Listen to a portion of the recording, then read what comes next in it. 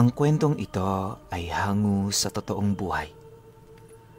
Karanasan ito ni Asis.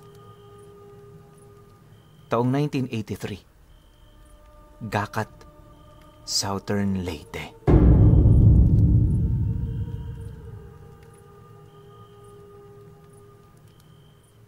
Lumaki sa pamilyang may alam sa lihim na karunungan itong si Asis.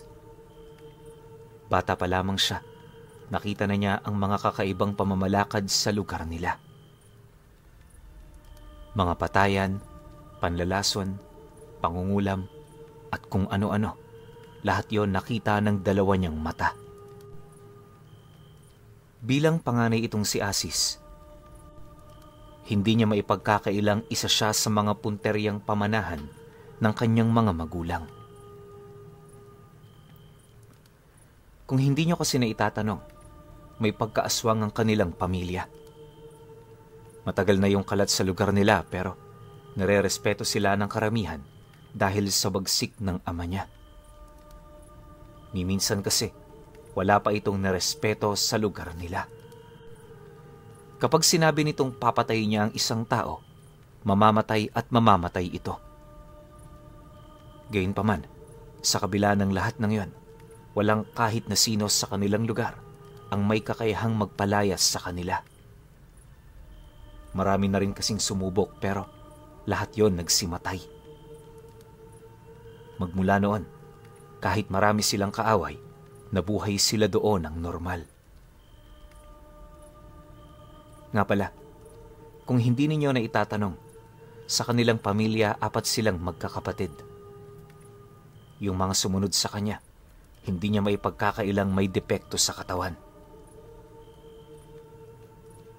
Bunga kasi yun ng pagiging aswang ng mga magulang niya at sa kanilang lahat, hindi niya maipagkakailang siya lang ang nasa maayos na kalagayan. Gayunpaman, hindi ito basehan para apihin niya ang kanyang mga kapatid. Kahit medyo siraulo ang mga ito, ginagalang pa rin niya yon ng buong buo.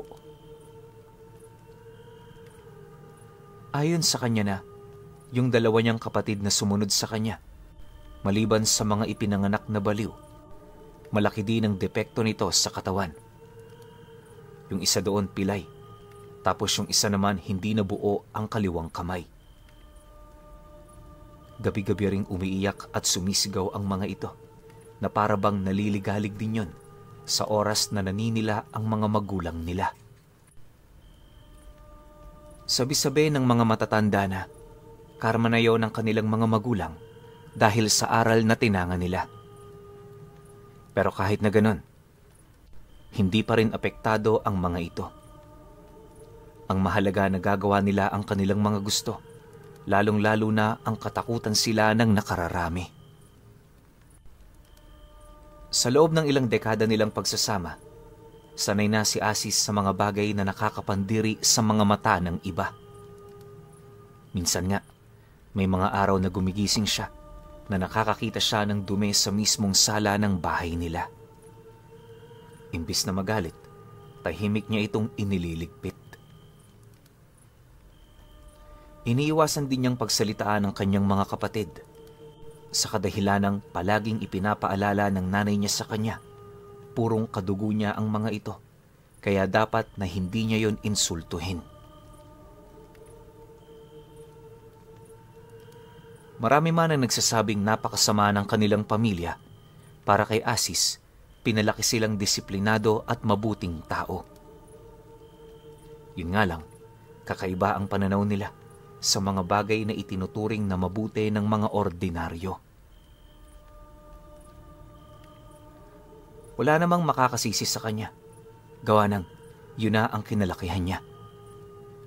Inakala rin niya kasing wala nang kakanti sa kanilang pamilya pero pagsapit ng taong ito, doon na unti-unting nagbago ang lahat. Pagtatapat ni Asis na, nagsimula ang lahat ng yon noong may lumapit na isang matandang albularyo sa kanilang lugar. Unang araw pa lang nitong paninirahan, galit na doon ang kanyang ama kahit wala naman yung ginagawa sa kanila. Sinubukan din niyang kausapin ang mga magulang niya pero Sa kasamaang palad, hindi yun nakikinig sa kanyang mga payo. Basta ang nais nitong mangyari, paalisin o hindi naman kaya'y paslangin ang matandang yon. Dagdag pa ng kanyang ama, kaya umaapoy ang galit niya rito ay dahil sa mga palipad-hanging ginagawa nito noong dumating yon sa kanilang lugar. Ilang beses na rin silang nagkasagupa. Yun nga lang pilit na umiiwas ang matanda. Mariinding inilahad ng tatay niya na ang ginagawa nitong pag-iwas sa kanila ay para bagang pangiinsulto kung maituturing. Bukod kasi sa pangisi-ngisi yun, may mga bagay din itong inilalahad na hindi niya nagustuhan. Pakiramdam ng tatay niya, sagad hanggang buto ang pangyuyurak nito sa kanila. Dahil sa pangyayaring yon, agad naman itong gumawa ng paraan para maipaghigante ang kanilang pamilya. Habang wala pang nangyayari, mahigpit naman niya yung pinayuhan ukol sa magiging kahihinatnan nito. Ngunit sa kasamaang palad, dahil sa tapang ng kanyang ama, hindi na niya yon napigilan pa. Bago sumapit ang gabi ng pagsalakay nito, mariin muna niya yung kinausap, gawa ng may mga naririnig siyang sabi-sabi ukol sa matandang bagong salta sa lugar nila. Tay, nabalitaan kong babaylan ng matandang yon. Kalat na to sa baryo. Di naman ho sa minamaliit ko kayo ha, pero ang kinakatakot ko, baka ikapahamak niyo ang inyong mga gagawin. Sino na lang ho mag-aalaga sa mga kapatid kong ito kung mawawala kayo? Seryosong wika ni Asis sa kanyang ama. Nang marinig naman ito ang kanyang sinabi, ngumisi lang naman yun habang sumasagot sa kanya ng, nakatali ang buhay ko sa mga kapatid mo. Kapag namatay ako, maliban sa iyo ganun din ang sasapitin nila. Tandaan mo anak, tanging ikaw lang ang makakapagpatuloy ng ating pamilya. Wala sa lahi natin ang umatras, gaano man kalakas ang ating kalaban. Kasabay ng pagwika ng kanyang ama, ay ang mabilis naman itong pagpasok sa kanilang silid. Maya-maya pa, agad din naman itong isinarado ang pinto, hudyat ng kanilang paghahanda para sa nalalapit na pagpapalit anyo. Ilang oras pa ang lumipas, napakalalim na nga ng gabi. Si Asis noon at ang kanyang mga kapatid patuloy pa rin sa paglalaro. Ganun kasi ang kanilang ginagawa nang sa gayoy hindi sila antukin, kakahintay sa kanilang mga magulang. Ilang minuto pa ang lumipas, naramdaman na nila ang pag-alis nito. Kadalasan kasi kapag lumilipad ang kanilang mga magulang, yumuyugyug ang kabuuan ng bahay nila. Nang mapansin naman yun ni Asis, abot langit naman ang kanyang pag-aalala, gawa ng sa puntong yon, alam niya sa kanyang sarili, hindi pangkaraniwang albularyo ang pagdidiskitahan nito. Naniniwala rin siyang isang pagkakamali lang, may posibilidad na ikamatay yon ng kanilang mga magulang. Pagpatak naman ng 12:00 ng gabi, nang akmang papatulog na ang kanyang mga kapatid, bigla naman siyang napabalikwas ng kanyang higaan nang marinig niya ang mga itong umaatungal ng napakalakas. Pilit yung humihingi ng kanyang tulong, kaya ang ginawa niya, mabilis siyang pumanhik sa silid ng mga ito. Pagbukas naman niya ng pinto, bumungad ang mga kapatid niyang nakaangat ang mga katawan sa higaan habang paulit-ulit na pinagsususuntok ang kanilang mga dibdib na malapit sa puso. Maya-maya pa, sa hindi inaasahang pangyayari, nasipat naman niyang unti-unti na yung nawawala ng hininga. Hindi naglaon, agad din naman yung binawian ng buhay, dahilan para makaramdam siya ng matinding takot at pag-aalala para sa kanyang mga magulang. Blankong-blanko na noon ang isip niya, gawa ng hindi niya mawari kung ano ang mga nangyari. Pagkaraan pa ng kalahating oras, nagpasya siyang lumabas ng bahay para hanapin ang bahay ng matandang dayo sa kanilang lugar. Kampante naman siyang mahahanap ito, gawa ng bukod sa maliit ang kanilang baryo, alam niya rin ang eksaktong bahay na kasalukuyan nitong pinagtitirhan. Pagdating naman niya sa lugar ng matanda, biglang nanlaki ang kanyang mga mata nang masipat niya ang kanyang mga magulang, nakatarak sa mahabang puno ng kawayan ang mga labi. Yung tatay niya halos hindi na niya makilala, buhat sa dami ng bugbog na inabot nito. Sa estado rin ng dalawa, alam niya sa kanyang sarili, hindi biro ang pinagdaanan nito bago yun bawian ng buhay. Matapos naman yung masilaya ni Asis, matinding panlulumo ang una niyang naramdaman. Halos bumagsak din ang kanyang damdamin, dahilan para mablangko ang kanyang pag-iisip. Ang tanging nagawa lang din niya sa harapan ng labi ng mga magulang niya ay ang tumitig habang umiiyak. Maya-maya pa, nang akmang papaalis na siya, sakto naman ang pagtawag sa kanya ng babaylan na pumatay dito. Ani ng matandang yan, ano ang ginagawa niya sa lugar na yon ng ganung oras? Naitanong din ito sa kanya kung kilala niya ba ang dalawang aswang na pinatay nito. Matapos naman yung marinig ni Asis, doon na dahan-dahang nandilim ang kanyang paningin hanggang sa hindi niya namalayan, kumukuha na pala siya ng tipak ng kahoy na siyang gagamitin sana niya panghataw sa matanda. Ang kaso lang, akmang papasugod na siya sa kinaroroonan nito, napansin niya ang bigat ng presensya sa buong paligid. Imbis na paluin niya ang matanda, nagdesisyon siyang kumaripas ng takbo pabalik sa kanilang pamamahay. Di naman siya hinabol nito, kaya malaya siyang nakalayo. Pagdating naman niya sa kanilang tahanan, unang tumambad sa kanya ay yung bangkay ng mga kapatid niya na naninigas na.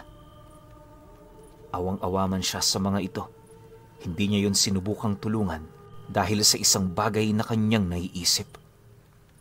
At yun ay walang iba kundi makuha ang matagal nang naitagong bertud ng kanyang ama. Pagpasok naman niya sa silid nito, bumungad sa kanya ang napakadilim na paligid. Nangangalingasaw din ang lugar na yon, dahilan para medyo mahirapan siyang kumilos. Gayunpaman, matyaga niya pa ring hinanap ang aparador hanggang sa mahawakan niya ang dulong parte nito.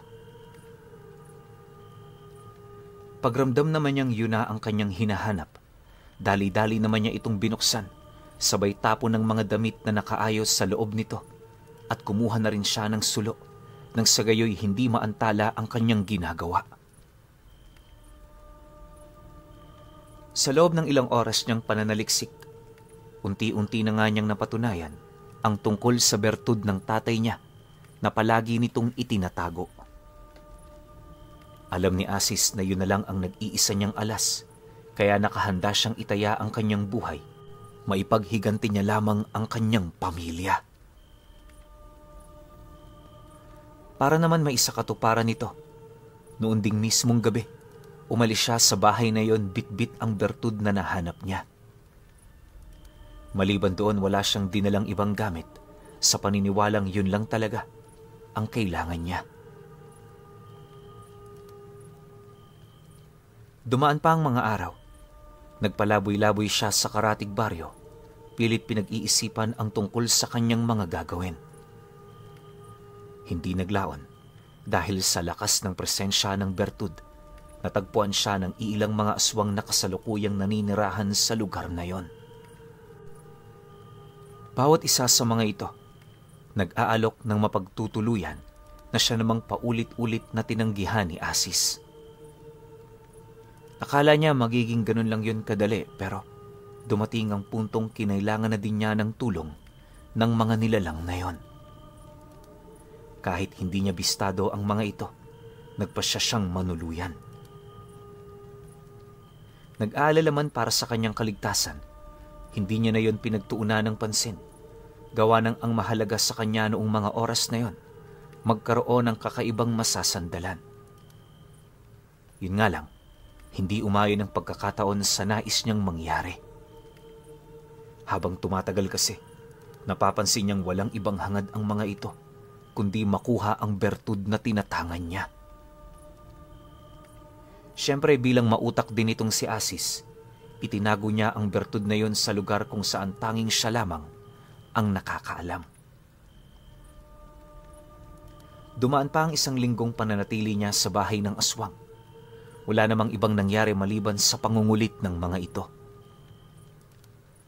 Habang tumatagal, mas lalo rin yung napapalapit sa kanya, kaya unti-unti na rin niyang nalalaman ang totoo nitong mga ugali. Nang mapagtanto naman niyang ginagamit lang siya ng mga nilalang, doon na siya naghanap ng pagkakataon para lumaban. Isang gabi, habang nakikiramdam itong si Asis, may napansin siyang kapamilya nung tinutuluyan niya na maya't maya ang pagdaan sa harapan ng kanyang silid. Noong una hindi niya yun pinapansin. Ang kaso lang habang lumalalim ang gabi, mas lalo ring patindi ng patindi ang ginagawa ng mga ito. Maya-maya pa, nang hindi na niya maatim ang mga bagay na kanyang nararanasan, pasimple naman niyang ipinasok sa kanyang bunganga ang hawak niyang bertud habang inaalala ang mga katagang minsang ibinahagi ng kanyang ama. Naniniwala kasi noon si Asis, may kakayahan siyang makakuha ng abilidad ng aswang sa pamamagitan ng ganoong taktika. Bagaman alam niyang gagana lamang yon sa loob ng maikling panahon, mas mainam na ito kumpara sa wala siyang gagawin. Paglapat naman ng laway niya sa bertud, agad namang tumalas ang kanyang paningin na siyang naging sanhi upang magawa niyang malaman at marinig ang pinag-uusapan ng mga nilalang na ilang metro lang ang layo. Narinig din niya noon ang usap-usapan ng nagpatuloy sa kanya ukol sa hangarin nitong makuha ang bertud na kanyang tinatangan. Dahil dito, ngumisi lang naman itong si Asis habang dahan-dahang nilulunok ang minana niyang bertud sa kanyang ama. Matapos niya itong gawin, pabulong naman siyang nagwika sa kanyang sarili ng, "Hindi kayong makikinabang sa iniwan ng mga magulang ko." Matapos naman niya itong mailahad, bigla naman siyang nagulat nang mapansin niya ang dahan-dahang pagdilim ng kanyang paningin. Sinubukan niya pa noong labanan ng pagkalas ng kanyang ulirat pero sa sobrang lakas nito, hindi niya na yun napigilan. Dumaan pa ang mga araw na natiling tulog itong si Asis. Dahil dito, wala siyang kaide-ideya kung ano ang pinaggagawa sa kanya nung mga aswang na nasa paligid niya. Pagsapit ng 3 gabi, nang tumama sa kanyang balat ang makapal na liwanag ng buwan, dahan-dahan itong binawi ang nawala niyang wisyo. Hindi naglaon. Nang magkamalay na siya, unti-unti niyang iminulat ang kanyang mga mata kung saan doon niya nakita ang katawan niyang nakagapos sa isang poste ng bakal. Nasa loob yon ng bahay ng tinuluyan niyang aswang at sa sitwasyon niya, alam niyang hindi siya basta-bastang pakakawala ng mga ito. Pagkaraan pa ng ilang minuto, doon na rin niya nasilayan ang mga anak nitong lumalapit sa kanyang kinaroroonan. Kagaya ng inaasahan, kasalukuyan na yung nasa orihinal nilang mga anyo, indikasyon na may gagawin yung masama sa kanya. Maya-maya pa, sa pagtitigan naman nila, galit naman doong nagwika si Asis ng, "Akala ko ba kapatid ang turing niyo sa akin? Ba't niyo ako ginaganito? Nang marinig naman ng panganay sa magkakapatid ang kanyang sinabi, bahagya naman itong pinatigil ang mga kasama niya. Sabay sagot sa kanya ng, "Di naman nagbago ang turing namin sa'yo. Yun nga lang mas mahalaga ang bertud mo kung ikukumpara sa ating mga pinagsamahan. Alam mo ba, bibihira ang ganyang tangan. Kapag nakuha namin yan, hindi malabong aangat ang aming kapangyarihan. Sa wakas, matutupad na ang matagal na naming pinapangarap, ang maging gabo ng pamilya. Huwag kang mag-alala, Asis. Habang buhay naming tatanawing utang na loob ang sakripisyo mo." Kasabay ng pagwika nito ay ang pagramdam naman niya ng matinding galit sa kanyang buong katawan. Hindi niya mawari pero sa puntong yon naniniwala siyang kinakailangan na niyang patayin ang pamilyang nagkupkup sa kanya. Hindi pa man sila tapos sa kanilang pag-uusap, narinig niya na itong mag-usal ng mga engkantasyon, dahilan para maalarma ang mga nilalang na yon. Ang iba sa mga kapatid nung kausap niya, agad namang pinuntahan ng kanilang mga magulang na kasalukuyang naghahasa ng patalim na gagamitin ito pang dukot sa bertud na nasa katawan niya. Pagsilay naman ni Asis sa pag-alis ng mga ito, nagpatuloy lang naman siya sa pag-uusal hanggang sa naramdaman na niya ang dahan-dahang pagbalot ng kadiliman sa kanyang buong katawan. Halos segundo lang noon ang lumipas nang biglang lamunin siya ng isang malaking bolang binubuo ng mga anino at mabigat na presensya. Mag-iisang minuto rin yung nanatili sa lugar na yon, kung saan nagbigay ito ng matinding pagkasindak sa mga aswang na kanyang kaharap. Maya-maya pa mula sa kawalan, may lumabas doong isang paa na may 3 matutulis na daliri. Napakaitim din ng balat nito na binabalot naman ng kakaibang tinik na animoy nagsisilbi nitong baluti. Pag-unat naman ng kanyang mga kamay, doon na niya tuluyang nahawi ang pagkumpol ng anino at mabibigat na presensya. Pagputok naman ng mga ito, bumungad sa harapan ng mga aswang ang isang nilalang na malayo ang wangis kumpara sa kanila. Wala pa man yung ginagawa, nakaramdam na sila ng matinding pagkasindak na animoy yon ang nag-utos para sila'y lumuhod at magmakaawa sa kanilang mga buhay. Alam ng mga nilalang na yon na ang nasa harapan nila noon ay isang prinsipe ng mga aswang. Sa abot din ng kanyang pagkakatanda, nababalot ng isang itim na ulap ang kanyang buong katawan. Punong-puno rin siya ng tinik na nakadugtong mula sa kanyang ulo at talampakan. Hindi lang yon. Marami rin siyang kakaibang abilidad na kusa mismong lumalabas sa kanyang mga palad. Halimbawa, kaya niyang tumawag ng itim na sibat sa pamamagitan ng pagbagsak ng kanan niyang kamay sa ere. Hindi rin bago ang tigalpo na dala ng kanyang presensya, indikasyon na mas nakakaangat siya kumpara sa mga ito. Matapos namang mawala ang bolang itim sa kanyang likuran, agad namang nanumbalik ang katahimikan sa buong paligid. Nang mapansin naman niyo ng mga aswang, sinubukan naman itong makipag-usap sa kanya pero hindi na niya ito pinagbigyan. Maya-maya pa, pagdating naman ng mga magulang nung kaharap niya, bigla naman yung nagsiangil sabay palit ng anyo. Nang mapansin naman niya ang ginawa nito, pinilit niya pa yung sinindak pero dahil sa padalos-dalos ng padre de pamilya, napilitan siyang hugutin ang kanyang sibat na siyang ibinato niya sa dibdib ng nilalang. Bago pa man yun makalapit sa kanya, tumagos na sa dibdib nito ang malauling na sibat na binitawan niya. Sa isang iglap, mabilis naman yung pinanghinaan at nung akmang mawawala na yon ng buhay, seryoso naman siya doong nagwika ng, "Ikakamatay mo ang pagiging ganid mo sa kapangyarihan." Pagkalahad naman ni Asis sa mga katagang yan, dahan-dahan naman niyang inilapat ang kanyang palad sa noo nito, dahilan para magising doon ang natutulog niyang bunganga. Pag-amoy naman ng bibig sa kanyang palad ng napakasarap na karne ng matanda, nagsimula na yung humigop hanggang sa purong kalansay na lamang ang naiwan. Sa pagbalik naman ng katahimikan, nang napansin niyang nasindak na niya ang mga nilalang, doon na siya nagpalit ng anyo.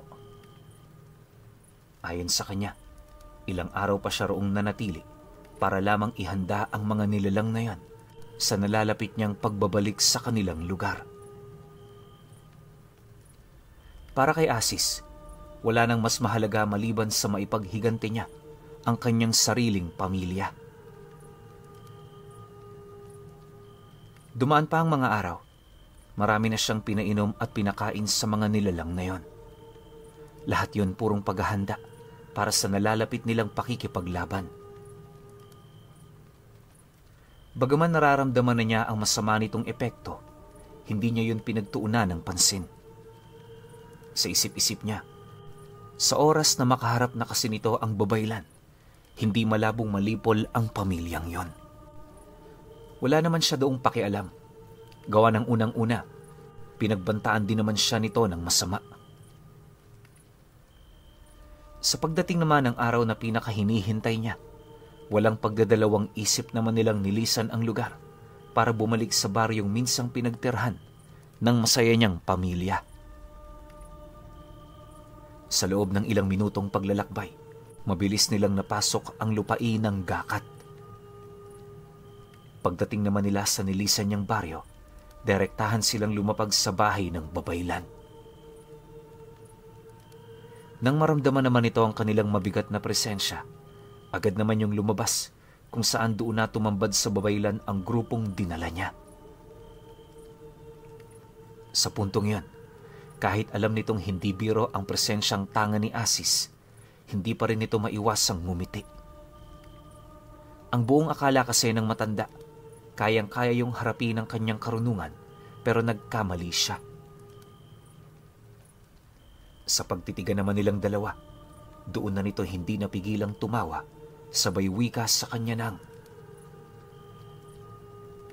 "Ito ba ang rason kung bakit ka umalis dito sa ating lugar? Ba't ka pa bumalik? Dahil sa ginawa mong ito, matutulad ka sa mga magulang mo." Nang marinig naman niya ang sinabi nito, galit na galit naman niyang inutusan ang pamilyang inalipin niya.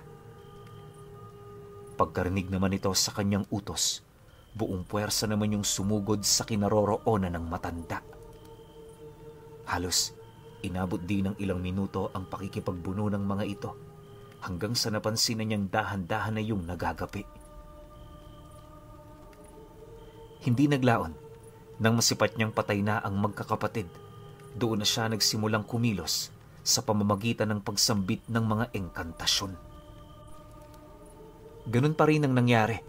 Matapos niyang makapag-usal, agad siyang binalot ng napakakapal na anino. Paglabas niya rito, labis na ikinagulat ng matanda ang anyong nasilayan nito. Bagaman wala itong kaide-ideya sa kung ano ang nilalang na nasa harapan niya, pilit niya itong nilabanan. Gamit ang malalim nitong lihim na karunungan, buong puwersa siya nitong sinugod na siyang naging sanhi ng kanilang nakakakilabot na pagbubuno. Habang inuundayan siya ng taga ng nilalang, wala naman itong naging epekto sa pisikal niyang katawan. Kapag kasi lumalapat ang talim ng sundang sa kanyang balat, kusayong sinasalag ng mga tinik na mabilis na umuusli sa kanyang mga balat.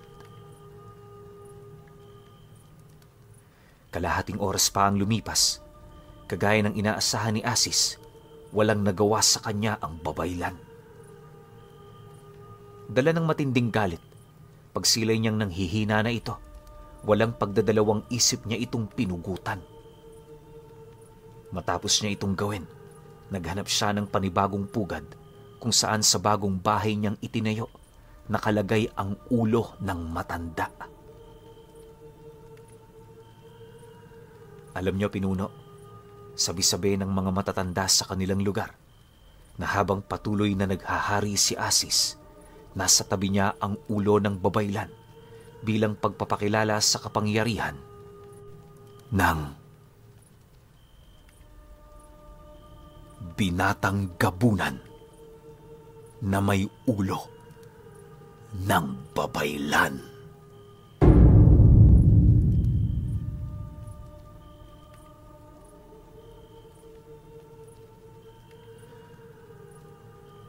Okay. Opinyon ko sa kwento. Parang medyo mahirap to, no? Kasi kalaban na natin dito, babaylan eh. Alam naman nating lahat kung gaano kalakas yung mga babaylan. Though, hindi sila dibino na talagang wawasakin lang yung ganitong klase ng mga nilalang. Babaylan lang naman eh. Hindi naman sa nilalang ko kasi pag sinabing babaylan natin, ako sa akin lang para sa akin. Di ba ermitanyo level? Kasunod na niyan yung dibino eh. So yung ermitanyo, nasa baba niyan yung mga babaylan tsaka yung ibang mga batikang manggagamot. So hindi siya makukonsider na mahina. Kasi nga napatay yung tatay eh. Napatay yung tatay nitong si Asis. 'Di ba? So para sa akin, malakas tong babaylan na to, hindi to ordinaryo. Pero ang ending, tinalo ni Asis. 'Di ba? Hindi ko alam kung nahigitan niya yung kakayahan ng tatay niya o dahil binata pa siya. Kasi alam naman nating lahat na kapag bagong gabunan, alam ko may nakwento na akong ganito sa inyo, sobrang lakas niyan. Tapos sa pagtagal ng panahon, doon yan unti-unting huhupa. Baliktad yan sila eh. Kapag bagong tangan yung bertud, parang naka 1,000% yung lakas niyan. Pero syempre dadaan yung mga taon na nagkakaedad sila o yun nga, may nagkakaroon sila ng mga kalaban, nababawasan ng unti-unti yung kakayahan. So yung bertud na nasa loob nila, kailangan nun ng bagong mapapasahan para lalo ulit sumolid, para lumakas ulit, bumalik yung 1,000% na lakas. So ako, sa tingin ko kaya natalo ni Asis tong babaylan dahil baguhan pa lamang siyang gabunan kasi nga binatang gabunan pa eh. Pero kung medyo nagkaedad to o magkasing edad sila nitong babaylan, malamang siya'y napugutan ng ulo. Overall, nakakalungkot kasi natalo tayo eh. Alam niyo naman, lahat tayo kanan. Pero wala tayong magagawa. Ganun talaga yung takbo ng kwento. Kaya kayo, kung may opinion kayo sa kwentong ito, comment nyo lang sa baba. Yun lang. Hanggang sa susunod na kwento. Salamat.